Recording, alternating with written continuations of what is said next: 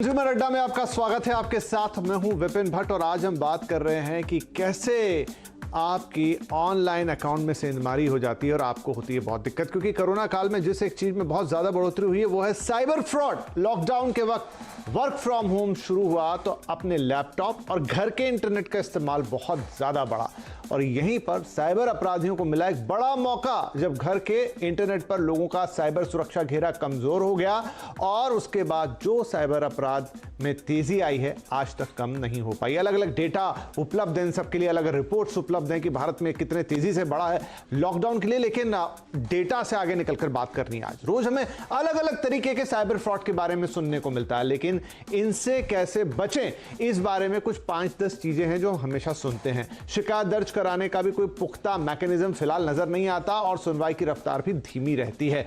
ऐसे में अब आप क्या कर सकते हैं, कैसे साइबर फ्रॉड से आप खुद को बचा सकते हैं, इस पर आज कंज्यूमर अड्डा में खास बातचीत हो रही है, जिसके लिए कुछ खास मेहमान है। विवेक रंजन राय साहब को बुलाया आज, आप एसीपी साइबर क्राइम में लखनऊ में। अभीक दत्ता है को-फाउंडर हेंसन इन्फो सॉल्यूशंस के, और आशुतोष श्रीवास्तव है जो कि साइबर वकील है, सुप्रीम कोर्ट में इस तरह के मामले देखते हैं। आप सभी का बहुत बहुत स्वागत है।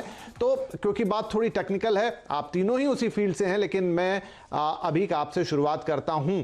देखिए, एक ताजा किस्सा है, हमारे परिचित का ही है, जहां पर ना तो किसी तरीके का कोई ओटीपी किसी को बताया गया है, ना किसी तरह की कोई इंफॉर्मेशन आपसे ली गई है, लेकिन फिर भी उनके बैंक अकाउंट में और खासतौर पे उनके इंटरनेट बैंकिंग में जाके कोई जाता है, कोई उनका पासवर्ड चेंज कर लेता है, उसके बाद उनका ईमेल आईडी चेंज कर लेता है और उनके बैंक अकाउंट से हजारों रुपए निकाल लेता है। ये कैसे संभव है?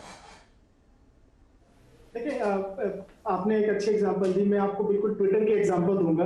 ट्विटर में भी रिसेंटली ऐसा ही कुछ हुआ और जब उन्होंने उसका डीप डाउन एनालिसिस की तो उनको पता चला कि वहां पे भी सोशल इंजीनियरिंग ही हुई है। ट्विटर के एम्प्लॉइज ने ही कुछ एक इंफॉर्मेशन आउटसाइडर्स को शेयर की है।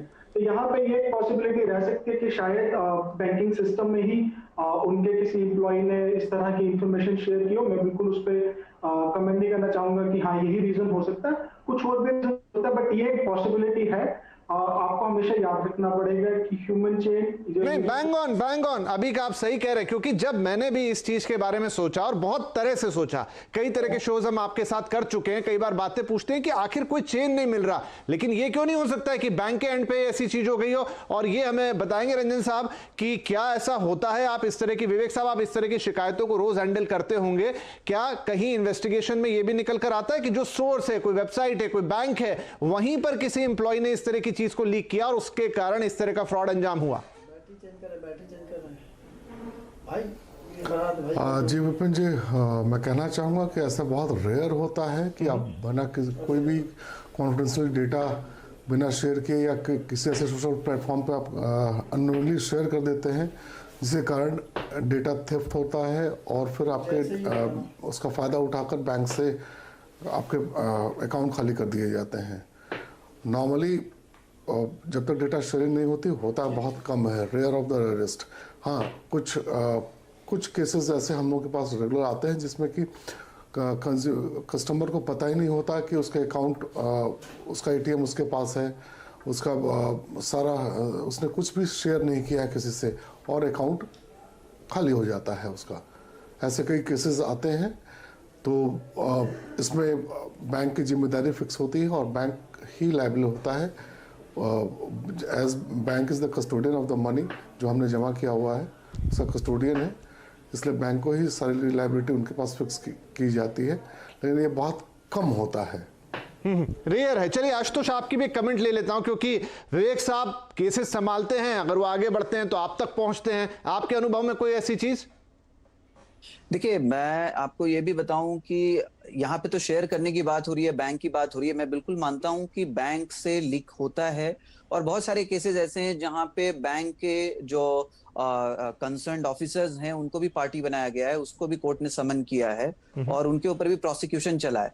इसके अलावा देखिए, बहुत जगह पे हम छोटी छोटी चीजें मिस भी करते हैं। जैसे बहुत जगह आप देखते होंगे पब्लिक प्लेसेस पे जो है चार्जर्स अवेलेबल होते हैं मोबाइल के, और हम लोग उसको चार्ज में लगा देते हैं, बट उससे भी डेटा जो है, वहां आप कुछ भी शेयर नहीं कर रहे हैं, बट सिर्फ आपका फोन चार्ज में लगा है उनके प्लग पॉइंट पे, जहां से उनको डेटा वहां से भी मिल रहा है।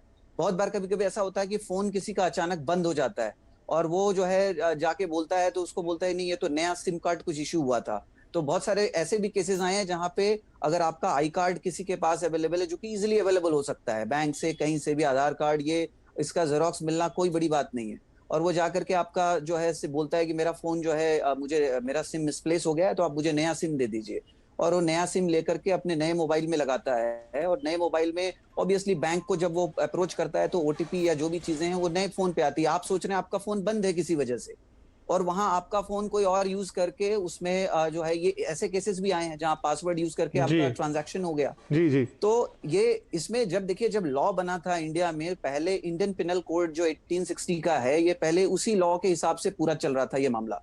लेकिन ईयर 2000 में जब लगा कि अब आईटी जो है डेवलप होगा कंट्री में, इंफॉर्मेशन टेक्नोलॉजी आएगी, तब जाके इंफॉर्मेशन टेक्नोलॉजी एक्ट बनाया गया था 2000 में। जबकि उस समय जो यूजर्स थे इंटरनेट के वो जस्ट 0.5% थे इंडियन पॉपुलेशन के। आज वो यूजर्स मोर देन 40% हो चुके हैं।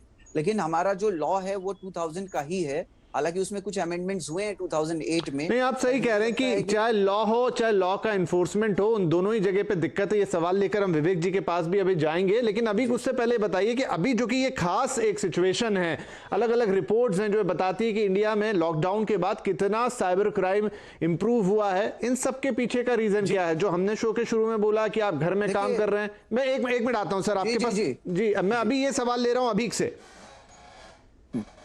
देखिए, सबसे बड़ा रीजन जो है, जो आपकी जो पॉपुलेशन पहले डिजिटली कनेक्टेड नहीं थी, अब वो कनेक्ट हो चुकी है। जैसे आपकी फैमिली में ही शायद आपके पेरेंट्स होंगे, पहले डिजिटली इतने एक्टिव नहीं रहे होंगे, बट अब वो भी एक प्लेटफॉर्म यूज कर रहे हैं जो डिजिटली कनेक्टेड है। तो वल्नरेबल ग्रुप जो है, जो आप डिजिटली कनेक्ट हो चुका है, उसकी संख्या बढ़ी, and that is why you see the spike in digital crime. क्योंकि उनको उनसे इंफॉर्मेशन लेना, उनको ये बोलना कि मुझे ये डेटा शेयर कर दीजिए या अपना बैंक का ओटीपी शेयर कर दीजिए, वो आसान है rather than doing it from somebody like me. जो यंगस्टर्स हैं वो शायद पहले से ही अवेयर है, बट वो वल्नरेबल ग्रुप चूंकि डिजिटली कनेक्ट हुआ है, थेफ्ट की मात्रा जो है, जो संख्या वो बढ़ी है। राइट। विवेक साहब ये बताइए कि ये जो पीरियड रहा, जैसा मैं रिपोर्ट्स का जिक्र कर रहा हूं, कोई रिपोर्ट कह रही है कि भारत में 75% तक साइबर फ्रॉड बढ़ गया पिछले 8-9 महीने में। कोई एक इंटरनेशनल रिपोर्ट कई गुना में बात करती कि इतने टाइम्स हो गया। और दुनिया में जो देश साइबर अपराधियों के निशाने पे हैं, चाहे वो देश के अंदर से आते हो या बाहर से आते हो, उनमें one of the top country India है। लेकिन इस एंड पे कि इन चीजों को रोकना है, आप चूंकि साइबर क्राइम में डील करते हैं, उसे पकड़ते हैं, आपके लेवल पे सुरक्षा के लेवल पर क्या तैयारी हुई है? क्या वहां पर कोई इंप्रूवमेंट किया? क्योंकि अपराधी तो बहुत आगे बढ़ गए। जी, लखनऊ कमिश्नरेट लखनऊ के द्वारा हम लोगों के ऑफिशियल साइट, चाहे फेसबुक से हो चाहे ट्विटर पे हो, ट्विटर अकाउंट जो ऑफिशियल है हमारा है, सर टाइम टू टाइम हम लोग साइबर अलर्ट जारी करते रहते हैं। इनफैक्ट कि मैं अपने पर्सनल अकाउंट से भी अलर्ट जारी करता हूं कि क्या ट्रेंडिंग साइबर क्राइम है लोग की, और अपने व्हाट्सएप ग्रुप से ज़्यादा लोगों से शेयर करता हूं कि वो लोग जाने समझें क्या ट्रेंडिंग हो रहा है, कैसे क्राइम कमिट कर रहे हैं, साइबर क्रिमिनल, साइबर फ्रॉडस्टर्स क्या पैटर्न ले रहे हैं क्राइम करने का। जैसे लेटेस्ट मैं एग्जांपल देना चाहूँगा कि आजकल साइबर फ्रॉडस्टर्स क्या कर रहे हैं, बड़े बड़े नामी गिरामी हॉस्पिटल्स को टारगेट बना रहे हैं। उनके रिसेप्शन पर कॉल करते हैं और ये कहते हैं कि आपका ये रिसेप्शन पर जो नंबर लगा हुआ है, चाहे मोबाइल नंबर हो चाहे लैंडलाइन नंबर हो, ये अभी बंद कर दिया जाएगा। अगर इसे चालू रखना है तो आप डायल 21* और वो रिसेप्शन पर लगा हुआ नंबर प्लस हैश दबाएं, तब आपका चालू होगा, अदरवाइज ये अभी बंद कर दिया जाएगा। ये सुनते ही जब वो नंबर डायल किया जाता है, उस पर ऑटो फॉरवर्डिंग शुरू हो जा रही है।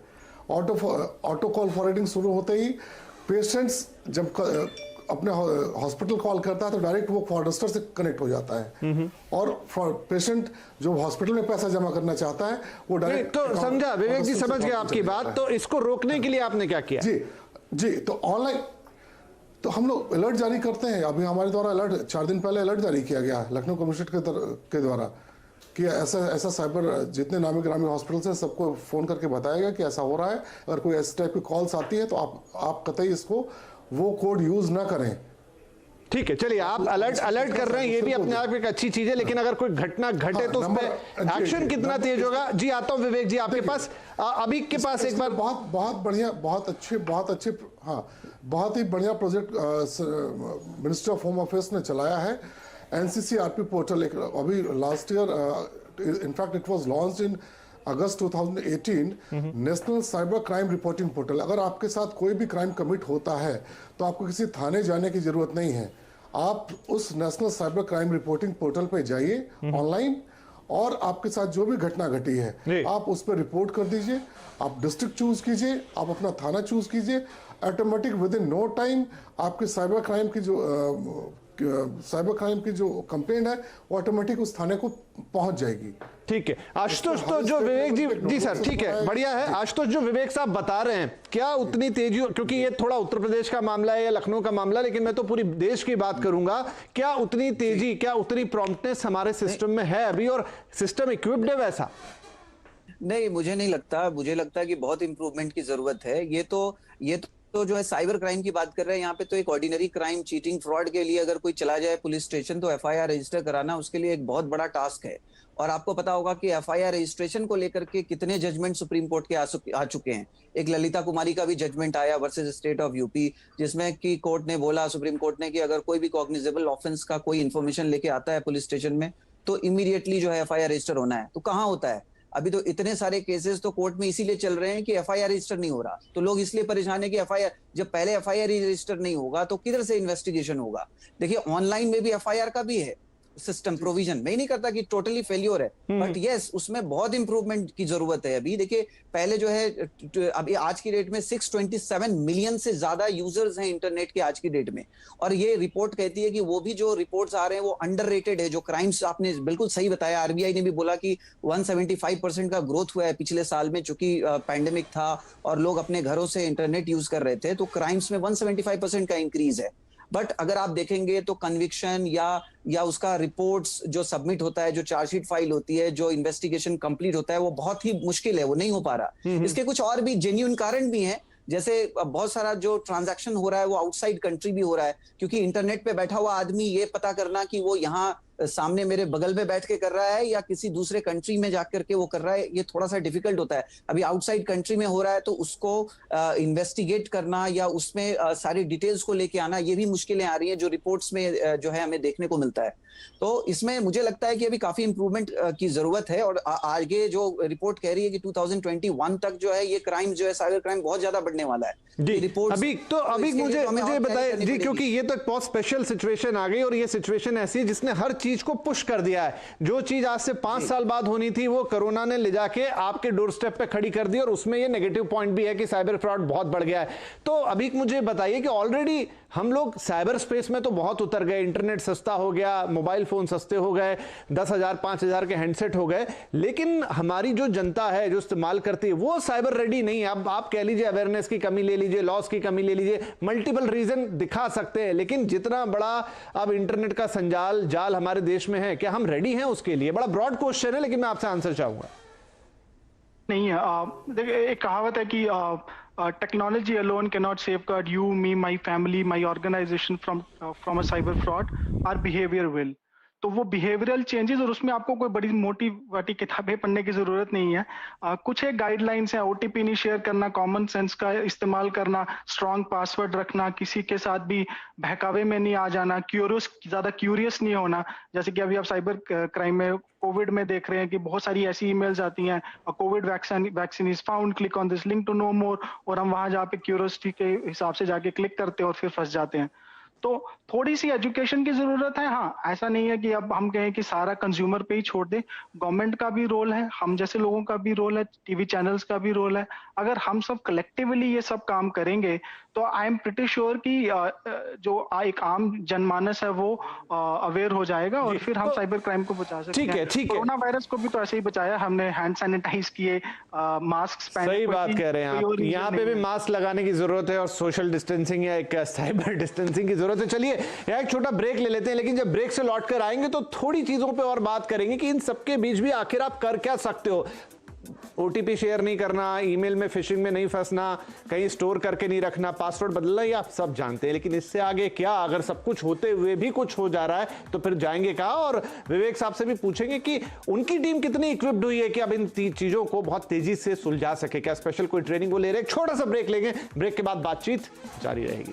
साइबर सेंधमारी कस्टमर पर भारी, क्योंकि आपको पता नहीं चलता और आपके अकाउंट से पैसे गायब हो जाते हैं। कई बार गलती आपकी होती है कि आपने किसी के साथ ओटीपी शेयर कर दिया, किसी फ्रॉडस्टर की बात में आ गए, या कहीं से भी किसी जाल में फंस गए, या किसी गलत मेल को क्लिक कर लिया। लेकिन ऐसा सब कुछ ना भी किया हो जाए तो क्या? क्योंकि ऐसी भी घटनाएं घट रही हैं। जागरूक आपको हर एंड पे रहना होगा, क्योंकि ये कोरोना काल है और इस समय साइबर अपराधी भी अपने पीक पर हैं। लेकिन उन्हें रोकने के लिए क्या हमारी जो सिस्टम है वो भी अपने पीक पर पहुंच रही है? तो विवेक साहब ये बताइए कि अब जब कुछ ये क्राइम रेट बहुत बढ़ गया है तो आपका जो डिपार्टमेंट है उसमें आपके जो लोग हैं, आप सब लोग हैं, क्या कोई एक्स्ट्रा ट्रेनिंग, क्या टेक्नोलॉजी का एक अलग अल्ट्रा कट जो एज है वहां पर जाने की कोशिश? क्योंकि अपराधी से आपको हमेशा एक कदम आगे रहना पड़ेगा। विवेक जी। जी हमारे द्वारा अक्सर समय समय पे विभिन्न ट्रेनिंग कॉलेजेस में समय समय पे वर्कशॉप्स ऑर्गेनाइज किए जाते हैं, जिससे कि जितने भी पुलिसकर्मी हैं वो जागरूक हो जाएं। क्या ट्रेंडिंग क्राइम है, कैसे इसको वर्कआउट करेंगे, कैसे इसके वर्कआउट करेंगे, कैसे क्या मॉडस ऑपरेंडी है, इसकी जानकारी के लिए टेक्नोलॉजीज कैसे बढ़ रही हैं, इसके अपने वर्कशॉप ऑर्गेनाइज होती हैं, जिससे कि हम अपने पुलिस वालों को टेक्निकली अपग्रेड करते हैं। मुझे बताएं विवेक साहब कि आपकी जो रेगुलर टीम है उन्हीं लोगों को अपग्रेड करते हैं अपने आप? कुछ टेकीज, कुछ हैकर्स, ऐसे लोग, स्पेशलाइज लोग भी शामिल करते हैं अपनी टीम में? जी कुछ पैनल्स पे हैं हमारे professionals, experts, cyber experts, forensic experts, जिसकी हम लोग ऑनलाइन क्लासेस भी लेते हैं, और या फिर उनको बुला के वर्कशॉप में उनका एज ए गेस्ट लेक्चर उनको बुला के कुछ उनसे ज्ञान लेते हैं। राइट। अभी तो मुझे बताइए कि जो देखिए, अब जहां तक हैकिंग की बात है, जहां तक इस तरह के साइबर अपराधों की बात है, तो एक लोकल लेवल से लेकर इंटरनेशनल लेवल तक ये सब कुछ संलिप्त रहता है, क्योंकि इंटरनेट की कोई बाउंड्रीज तो है नहीं। बहुत सारे अपराध तो बाउंड्री के बाहर होते हैं जाके। क्या हमारा सिस्टम, चाहे जैसे अब हम अभी एसीपी साहब से बात कर रहे हैं या नेशनल लेवल पर भी, वो इतना पुख्ता है कि हम उसको रोक पाए? क्योंकि आगे जाके तो जैसा आप भी कह रहे हैं, आरबीआई खुद कह रहा है कि अपराध बहुत तेजी से बढ़ेंगे। जी बिल्कुल। देखिए, जैसे कि इन्होंने कहा कि कुछ चीजें हुई हैं, that is like a step in the door वाली बात है कि एक कदम लिया है बस, but there is a lot that needs to be done. बहुत ज्यादा चीजें करने की जरूरत है। मुझे नहीं लगता कि अगर आप एक cybercrime.gov.in पे जाके एक रिक्वेस्ट रेज भी करते हैं, हमारा जो बैकएंड सिस्टम है वो इतना एडवांस्ड है कि वो उस इंसिडेंट को, उस पर्टिकुलर जो अटैक हुआ है उसको फास्ट ट्रैक बेसिस पे सॉल्व कर पाएंगे। मुझे थोड़ा सा डाउट्स एंड एप्रीहेंशंस हैं। बहुत अच्छे कदम लिए हैं गवर्नमेंट ने पिछले कुछ सालों में, but framework wise, technology wise बहुत ज्यादा कुछ करने की जरूरत है। आशुतोष, आप क्या कहेंगे? आपके पास जब क्लाइंट्स आते हैं तो कितने परेशान होते हैं कि उनकी बात सुनी जा रही है, या उनकी चीजों पे कुछ काम हो रहा है, उनके हाथ में कुछ आया भी निकल कर? देखिए, हमारे पास तो तभी आते हैं जब इन्वेस्टिगेटिंग टीम उनका काम नहीं करती है, तो हमारे पास क्यों आएंगे? तभी हमें उनको कोर्ट में लेके जाना पड़ता है और सारी चीजों को हमें कोर्ट को प्रोड्यूस करना पड़ता है। तब कोर्ट जो है इन्वेस्टिगेशन को थोड़ा सा मोशन में लाता है। कोर्ट खुद पूछता है कि अभी तक आपने क्या इन्वेस्टिगेशन किया, क्या रिपोर्ट है। तब जाके इन्वेस्टिगेशन में थोड़ी रफ्तार जो है और ज्यादा आती है। और जैसा कि विवेक जी ने सही कहा कि वैसे तो ट्रेनिंग्स हो रही हैं, लेकिन मुझे लगता है कि और ज्यादा, क्योंकि आपने भी बिल्कुल सही कहा कि भाई जो क्रिमिनल्स हैं उससे हमें एक कदम आगे रहना होगा। अगर लॉ जो है, अगर उनसे एक कदम आगे इन्वेस्टिगेटिंग टीम जो है हमारी उससे ज्यादा एक्सपर्ट है, तो क्राइम को काफी कंट्रोल किया जा सकता है। और दूसरा मैं ये कहना चाहूंगा कि जो डेटा प्रोटेक्शन लॉज है वो इंडिया में अनफॉर्चुनेटली नहीं है। डेटा प्रोटेक्शन लॉ का मतलब है कि जैसे आप कोई डॉक्यूमेंट को जो है सबमिट करते हैं केवाईसी के रूप में, या कोई भी डॉक्यूमेंट, चाहे आप बैंक को दे रहे हो या कोई सेलुलर कंपनी को दे रहे हो या किसी भी कंपनी को आप दे रहे हो, वो डेटा जो है वो कितना प्रोटेक्टेड है, वो क्या कोई उसको ले रहा है? क्योंकि अगर मेरे पास किसी के पास क्रेडिट कार्ड का मेरा अगर जेरोक्स कॉपी है और उसके पास वो डेटा भी अवेलेबल है, मेरा दूसरे जो है डेटा अगर प्रोटेक्टेड नहीं है वो अवेलेबल है, तो वो बहुत कुछ कर सकता है उससे, वो कहीं पे भी जा सकता है। तो जो मेरा डेटा मैं सबमिट कर रहा हूँ डिफरेंट डिपार्टमेंट्स में, वो कितना सेफ गार्डेड है, और उसके लिए लॉ बहुत जरूरी है कि अगर वो उसको कोई लीक करता है या वो किसी के नॉलेज में आता है या उसको कोई शेयर करता है, तो उसके ऊपर भी स्ट्रिक्ट जो है कानून बनाना चाहिए और उसके ऊपर एक्शन लेना चाहिए, क्योंकि सारी प्रॉब्लम वहीं से हो रही है। तो हमें रूट कॉज में जाना पड़ेगा। रूट कॉज में जब हम जाएंगे तो बहुत सारी चीजें जो है, क्योंकि ये पासवर्ड सिर्फ हमारे पास ही नहीं है ना, पासवर्ड तो बाकी जगह पे तो है ही, बैंक के पास तो सारा नॉलेज है, सारा इंफॉर्मेशन है, उनको तो पूरा एक्सेस है सारी चीजों का। तो यहाँ पे डेटा प्रोटेक्शन लॉ भी बनाने की मुझे लगता है बहुत जरूरत है इंडिया में, बाकी कंट्रीज में कुछ कंट्रीज में है, और डेटा का अगर ब्रीच होता है तो ये एक बहुत ही, और आई थिंक ये बहुत हाई टाइम आ गया है कि जब आपको जरूरत है, जैसे हमने कहा कि कोरोना की वजह से बहुत सारी चीजें जो शायद थोड़े आगे जाके होती है, हम सबको अंदाजा है कि वक्त के साथ जैसे इंटरनेट का इस्तेमाल बढ़ेगा ये अपराध बढ़ेंगे, लेकिन अचानक वो पीक कर गए हैं, तो आपको भी कुछ इमीडिएट एक्शन लेना होगा। लेकिन वो एक्शन आए तब तक अभी हमें ये बताइए, आपने कुछ एक बातें बताई, लेकिन अब ये देखिए पासवर्ड ये बदलना, ओटीपी शेयर ना करना हम काफी बार, और क्या कर सकते हैं, क्योंकि ये तो लगातार बढ़ता जा रहा है। और देखिए आपको इस्तेमाल करना है आपका फोन, आपका लैपटॉप पेमेंट के लिए, अब तो ये भी हो गया है कि एक छोटे से 2 रुपए के सामान के लिए भी आप स्कैन करके कोड से पैसे दे सकते हो, लेकिन मन में हमेशा आशंका होती है कि कुछ फ्रॉड ना हो जाए।